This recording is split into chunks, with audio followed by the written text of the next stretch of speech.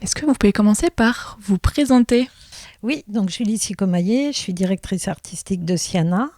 Siana est un laboratoire artistique et la version longue, c'est et Centre de ressources des cultures numériques et hybrides en Essonne et dans le sud francilien. En bref, on aborde des enjeux de société contemporains en travaillant avec des artistes, donc par le prisme artistique et à travers des approches art et numérique et art et sciences. On parle de toutes les disciplines scientifiques jusqu'aux sciences humaines et sociales. Depuis combien de temps est-ce que ce projet existe? Alors l'association a 20 ans cette année, puisqu'elle a été fondée en 2005. Dans le cadre du guide de la médiation, vous avez mis en exergue un projet porté par Siana. Quel est-il? Alors c'est le projet 2 km 4 pour une écologie joyeuse, qui est un projet qui réunit un collectif d'artistes, plasticiens, sonores et du numérique, et de scientifiques, des sciences du vivant à la philosophie et l'anthropologie. Et ce projet, en fait, se déroule sur un territoire bien particulier, entre le plateau de Saclay, qui est un territoire en profonde mutation urbaine et écologique, et la vallée de l'Yvette, sur une ligne d'arpentage de 2 km 4, autour de formes d'attention aux vivants, humains et non humains. Comment votre attention s'est portée sur ce territoire? Comme je vous disais, Siana est quand même très ancré sur le territoire sud-francilien, notamment l'Essonne. Le plateau de Saclay est on va dire un objet assez fascinant sur plein d'aspects différents. À la fois un lieu de recherche scientifique à la pointe de l'innovation technologique aussi. Une zone d'agriculture, puisque les terres du plateau sont très fertiles. Le déplacement de tout le campus d'Orsay depuis la vallée de l'Yvette sur le plateau de Saclay, avec des questions humaines aussi, sociales. Ils ont eu l'injonction de se déplacer, ils ont été déplacés. Tous les enseignants-chercheurs, ça n'a pas été très simple, c'est un gros projet d'État. Moi, pour avoir été beaucoup sur ce territoire, je voyais bien qu'il n'y avait pas de lien entre le bas et le haut.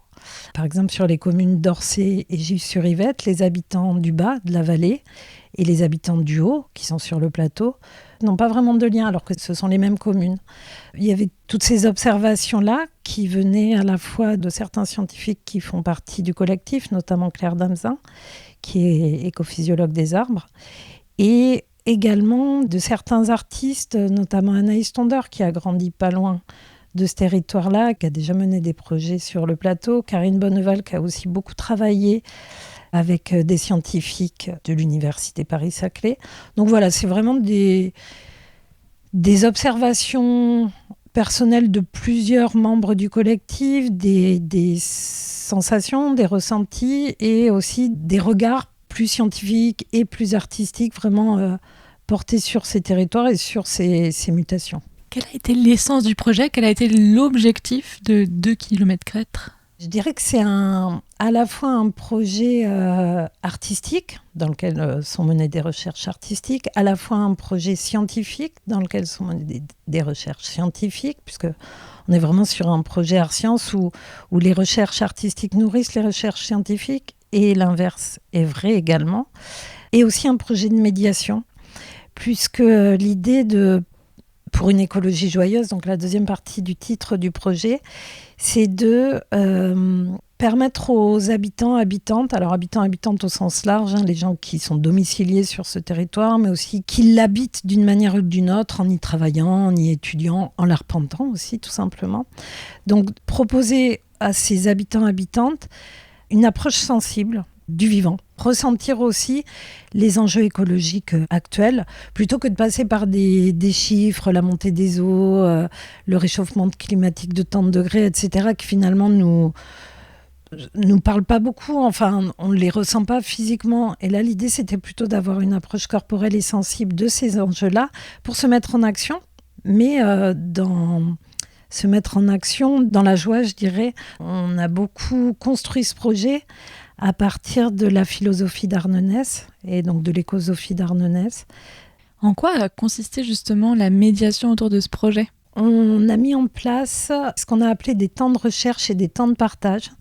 Donc les temps de recherche sur le territoire tout au long de cette ligne d'arpentage de 2 km 4 qui réunissait artistes, scientifiques et quelques habitants. Donc ça, c'était des temps assez réguliers, de février 2024 à février 2025. Et puis au solstice et aux équinoxes, en gros une fois tous les 3 mois, on a essayé d'avoir un calendrier à peu près saisonnier. On proposait des temps de partage, donc là qui permettaient de montrer l'avancée des recherches artistiques et scientifiques, nourries des échanges avec les habitants et habitantes pendant les temps de recherche, de les partager, je dirais, avec les habitants et habitantes du territoire. Et puis sur cette année 2025, et qui va se prolonger un peu en 2026, on est sur une phase de valorisation et de restitution du projet à travers un programme d'exposition et tout l'accompagnement en médiation autour de ces expositions. On a également proposé un arpentage performatif en juin dernier dans le cadre de la programmation de la scène de recherche, qui est donc le théâtre de l'ENS. On est en train de travailler aussi à un projet d'édition autour de tout ce qui a été produit pour 2 km 4. Et on a également créé, avec le collectif Orb, qui est un collectif qui crée des applications pour smartphone. Orb a créé une nouvelle application, Radio 2 km 4, et a travaillé avec Floriane Pochon, qui est l'autre artiste du collectif, qui est une artiste sonore. Dans cette radio, au fil de notre arpentage, se déversent soit des paroles des chercheurs, des scientifiques, des artistes, de la matière sonore aussi de ces paysages, des entretiens aussi qui ont été menés dans le cadre de 2 km 4 avec différentes personnes, parties prenantes, je dirais, de ce territoire, à différents points de vue. Et en fait, c'est à la fois le déplacement de notre corps dans le paysage le long de cette ligne d'arpentage qui va créer le montage des sons et des paroles qu'on va entendre. C'est un montage mixte, voilà, entre des mots et le déplacement de nos corps. Comment est-ce que ce projet a été reçu sur le territoire ? Le projet a été très bien reçu. Je dirais qu'il y a toujours un étonnement. Ce qui a été compliqué quand même, c'est qu'à l'origine, on aurait aimé créer une communauté un peu d'habitants et habitantes, vraiment de personnes qui participent de manière récurrente à tous les événements. Et ça a été compliqué. De fait aussi que nous, on est quand même basé à Évry-Courcouronnes et pas vraiment sur le territoire du projet. Alors on a beaucoup travaillé avec les communes d'Orsay, de Gif-sur-Yvette, avec des partenaires locaux.